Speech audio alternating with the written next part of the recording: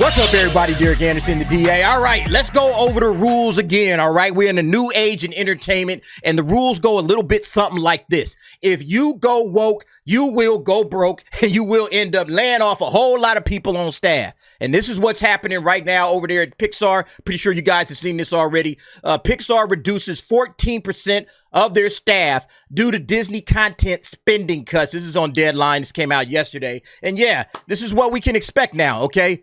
We've been talking about this for the longest time, is that there's a reckoning coming to Hollywood because of the nonsense that you guys have been putting out there. All right. People are checking out because, look, the reason that they have to cut spending, the reason that they're cutting all of this content is because it doesn't make any money. If it don't make dollars, it don't make sense. So why are we continuing to spend money on shit that ain't making us money? Again, and this is the problem. We tried to warn them cats over there in Hollywood. Look, you guys can get all aboard on the woke train and you can say, hey, this is what we're doing. All right, we're going to have an LGBTQ kiss in Buzz Lightyear. We're going to do it. That's fine. All right, cool. All right. But remember, if you eat the woke pie, you eat the whole fucking pie. You eat it all. You can't pick and choose which parts of this you want to eat. And so, again, one of the rules is if you go woke, okay, you decide to eat on that woke pie, then you go broke, and now you got to deal with that. You know, and I'm not joking on the people that have lost their jobs. It's 14% of the staff, all right? If these cats have any talent, they'll be all right. They'll be all right on the other side. They'll go out and get more work. But if you were some sort of a DEI hire, all right, you got hired because of your woke agenda pushing ass, and you really ain't that good at your job, oh, guess what's going to happen after this, all right? Yeah, it's going to be really hard for you to find work coming out of this thing, man. It's like, damn, we was working for Pixar. You know, I got my resume built up. Okay, what are your skills? What can you do? Again, if you eating this whole woke pie, that means you got to deal with the layoffs. You got to deal with going broke. You got to deal with all of that shit. That's the other half of the coin. All right. That's the other side of the coin. You got to deal with the bullshit that comes from all of this agenda you've been pushing. And so, yeah, if jobs got to get cut, it is what it is. You know? Maybe this won't think about, shit, you know what? Let's just focus on like entertaining people instead of focusing on pushing agendas and all of that type of shit. Why don't we go back and do that? And see, that will keep all of this stuff away from you. You'll just be out here making bread. All right. But yeah, let's go ahead and check out the article and see what they're talking about. It says the Pixar animation studio cuts we previously told you about months ago are now commencing, according to sources familiar with the moves. The number of those let go is around 175 people, I guess, or 14% of the staff. That's a lot. All right. That's a lot of people that just lost a job. And again, I'm not clowning these cats necessarily, but I'm saying if you decide that this is where you're going to be, hey, man, we all about the wokeness. We want to push the agenda. That's what we're all about. Okay. And when you get let go, I hope you can find work on the other side of this because this shit don't turn into money. It doesn't. It hasn't so far. All right. That's why it's a rule. All right. They should put it in there. One of the entertainment commandments. Thou shalt not go woke or thou shalt go broke. They need to put that down. All right. That's the rule number one. All right. And if you break that rule, lots of luck. All right, because you're going to be on the other side like, damn, man, it's hard to find work now, especially after this Hollywood retraction, all right? All the contraction of jobs that we're seeing in Hollywood right now. It's like, yo, we need cats that really can do the job right now in Hollywood. We need real writers. We need real entertainment professionals. We don't have time for DEI hires no more. We did all of that. That shit didn't work. It didn't turn into money. We didn't get nothing out of that, all right? BlackRock and all of these other cats, they slowly pulling their money out. It's like, all right, man, look, all right, we're done with pushing the agenda. Go make us some money. All right. Eventually, you got to turn this shit into money. And if everybody is ditching you for other stuff, yeah, you got to figure that out. Now, the pullback is largely due to Disney Plus scaling back on direct-to-consumer series. Yeah, what are they saying right here? What are they pretty much admitting to? You know, when they say, yeah, Disney Plus, it has to scale back on some of its direct-to-consumer series. What are they saying? They're basically saying Disney Plus is not profitable. Disney Plus is not making money. Now or going into the future, we got to scale back on this crap. All right? Disney Plus has just been nothing but an absolute backbreaker for this company. They've thrown so much money into this thing to just come up dry every single quarter. They think they finally going to turn a profit on this thing for one quarter in like the next quarter. That's what they think. But I mean, isn't it crazy? It's like they threw all of this bread in there. They're not making up for all the bread that they've lost. They might turn a little bit of a profit, but how long is that going to last? Yeah, that's why they got to pull back. Pull back. Pull back. This ain't making money, man. Then look, Bob Iger, right? Bob Iger, man, what a disgrace this guy has been, man. We've talked through the years. There was a time when a Pixar opening was a real event.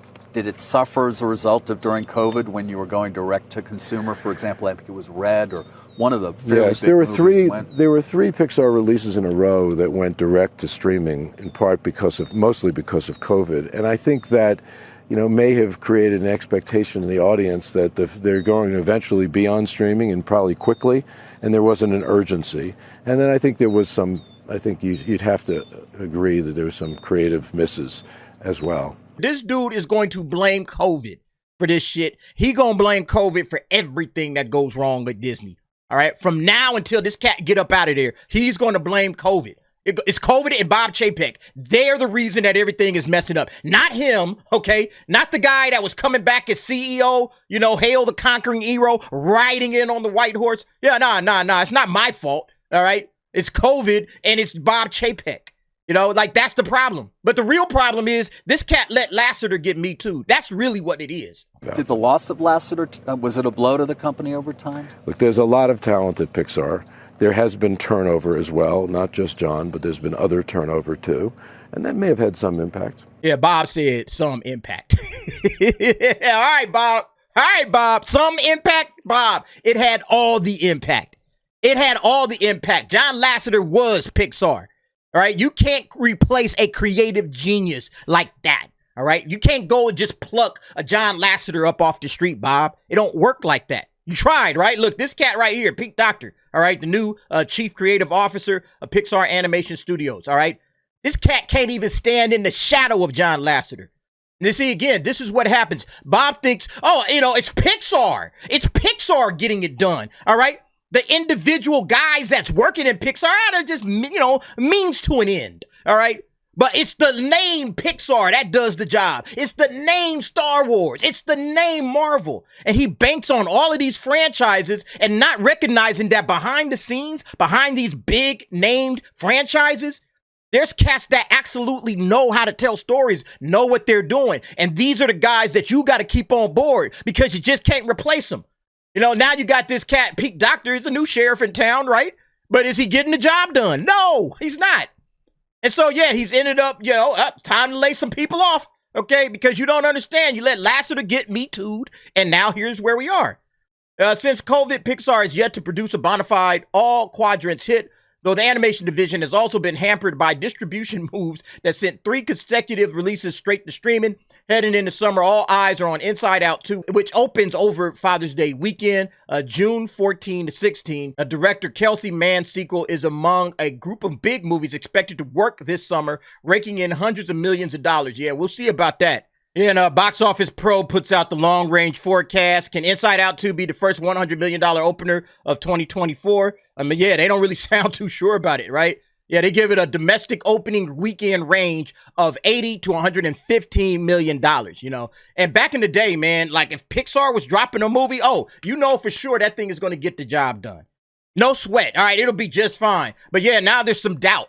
And the reason there's doubt, when Pixar made its long-awaited return to cinemas, it did so with a Toy Story spinoff title on a prime release date.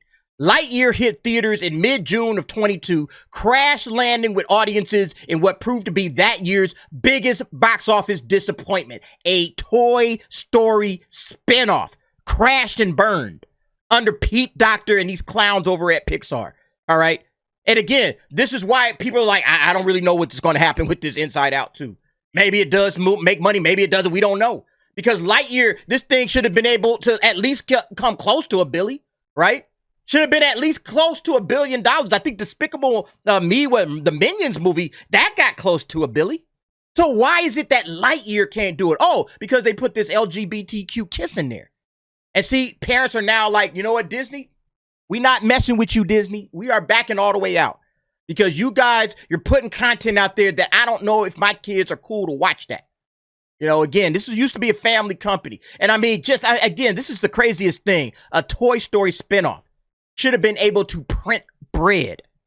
Like it's just coming off the printer. But they couldn't do it. And so, yeah, that's why you got to sit up here and wonder, all right? Recent history doesn't paint a hopeful picture for Inside Out 2. which is scheduled to come out on the same weekend that Lightyear came out, and Elemental. And both of those failed to click. Both of those failed to make money. And so you got to wonder, okay, it ain't Pixar that people are coming to rock with. You know, a big name title, a big franchise title? Nope. Elemental, something kind of new and different? Nope. Now, Elemental picked up steam over time. I think the word of mouth helped it. And maybe the word of mouth will help Inside Out too. But coming into that opening weekend, it's really going to be on the strength of Inside Out and how many parents enjoyed that movie. And, what do you think we're going to be getting out of these little weird characters, these emotions? Are they going to be putting emotions in front of my children that I'm not rocking with? That's the question that a lot of parents are going to be asking. But again, Pixar, the problem is, again, going back to the layoff situation, is that we don't really know what Pixar is anymore. But now we don't trust it, so we're not rocking with it. And what happens? Oh, yeah, people aren't checking for Pixar like they used to. This content doesn't make us money like it used to. We got to start looking at the bottom line. If it don't make dollars, it don't make sense. All right, we got to get some jobs. Hey, here's the box. I want y'all to go ahead and pack it up. All right. You're getting called in on that meeting. You picking up your cardboard box on the way into the meeting. That's basically how it's going down. And it's sad, unfortunately, but, again, this is the big city, all right? This is life in the big city. This cat got to figure it out.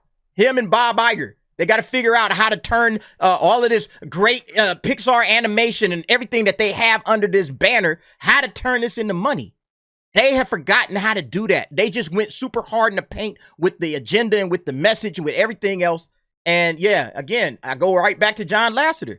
All right. You can't replace a guru like John Lasseter. It's just not possible. Anyway, folks, y'all let me know what y'all think about this situation with Pixar. Kind of sad, but again, kind of predictable based on what Disney's doing. But y'all let me know what y'all think. Jump down in the comments. Give me your thoughts and opinions on that.